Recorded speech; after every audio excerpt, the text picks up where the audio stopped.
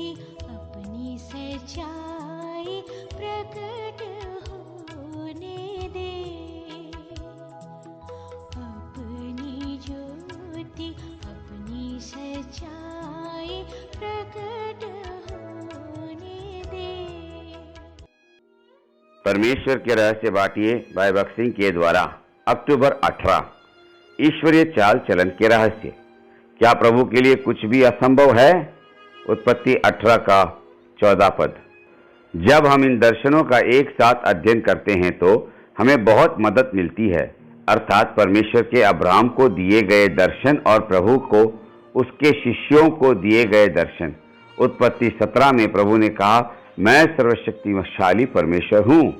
यह उसने इसलिए कहा कि अब्राहम परमेश्वर की महान सामर्थ का आनंद उठा सके।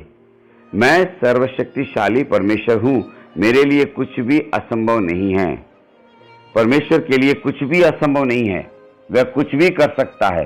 प्रेम और दया का परमेश्वर यह चाहता है कि हम में ऐसा विश्वास हो जो मसीह के जी उठने की सामर्थ का अनुभव कर सके और उसका आनंद उठा सके। परमेश्वर मानो यह कह रहा था, मैं सर्वशक्तिशाली परमेश्वर हूँ और मैं तुझ में सामर्थ उंडेलूंगा।